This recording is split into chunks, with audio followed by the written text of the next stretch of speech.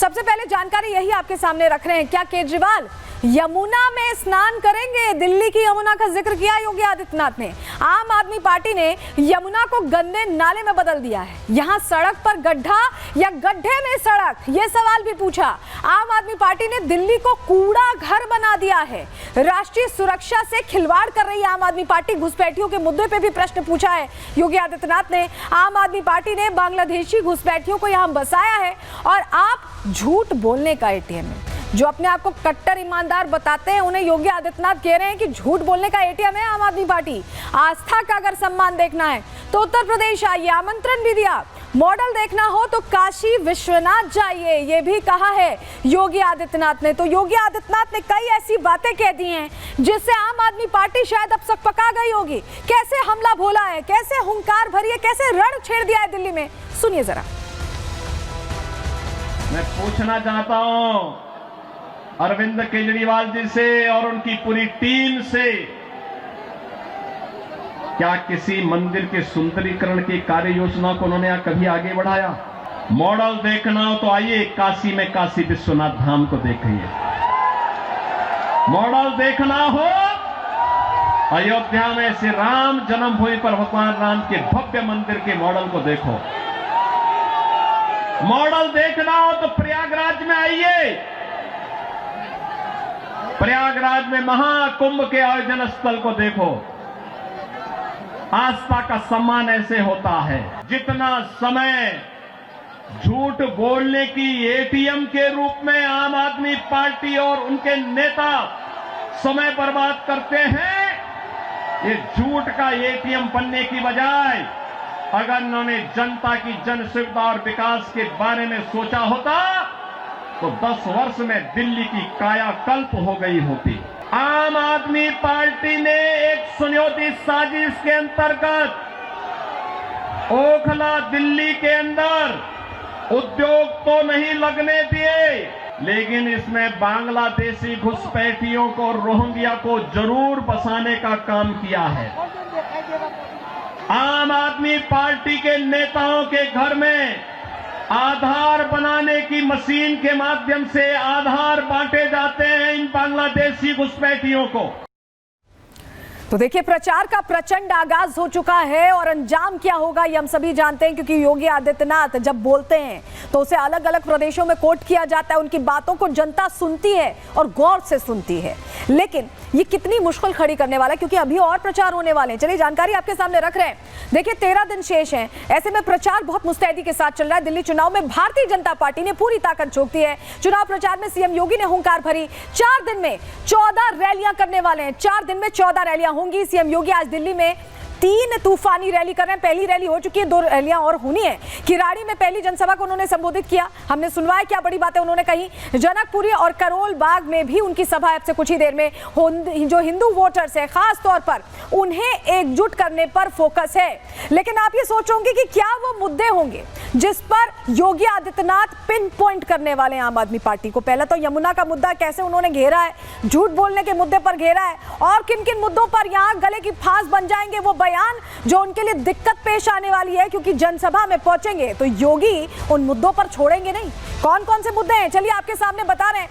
दरअसल केजरीवाल का जो रामायण ज्ञान अभी सामने आया था, हमने आपको प्रहार में भी दिखाया था कि कैसे अलग ही वर्जन वो रामायण का जो आरण्य कांड है उसके बारे में बता रहे थे।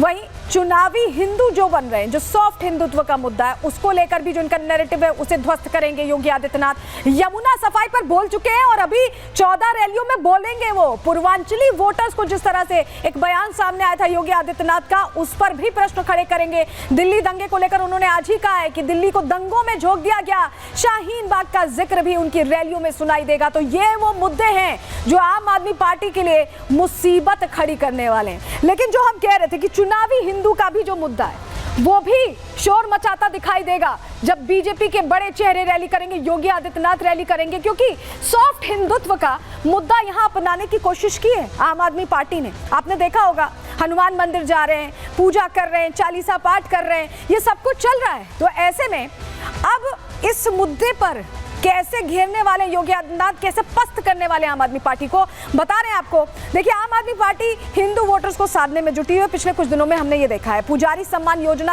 आपको याद है ना, 18,000 की घोषणा कर दी गई थी। मंदिरों के जरिए चुनाव जीतने की ये कोशिश है आम आदमी पार्टी की। लेकिन बीजेपी ने क्या किया? हिंदुत्व के फायर ब्रांड नेता को आगे कर दिया, योगी आदित्यनाथ को आगे कर दिया। सीएम योगी हिंदू वोटर्स को साधने में अव्वल है, उनकी छवि पसंद की जाती है, उनकी सनातनी बोली पसंद की जाती है। और हरियाणा और महाराष्ट्र में क्या हुआ था, कैसे हवा बदली थी? योगी आदित्यनाथ के नारों से हवा बदली थी। बटेंगे तो कटेंगे स्लोगन ने बड़ी जीत दिलाई थी, सब कुछ बदल कर रख दिया था।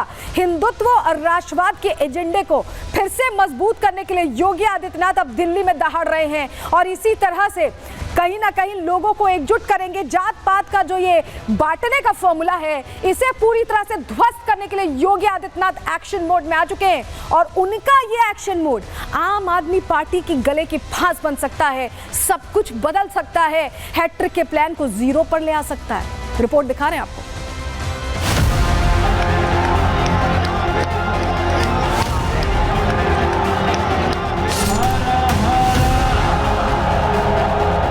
दिल्ली विधानसभा चुनाव में महज 13 दिन बचे हैं। आम आदमी पार्टी जहां चुनावी वादों के जरिए वोटर्स को लुभाने में जुटी है, वहीं बीजेपी भी अपने तरकश के सारे तीर इस्तेमाल कर रही है। लेकिन चुनाव प्रचार को धार देने के लिए पीएम मोदी, गृह मंत्री अमित शाह और हिंदुत्व के फायर ब्रांड नेता और यूपी के सीएम योगी आदित्यनाथ की तिकड़ी चुनाव प्रचार की कमान संभालने जा रही है।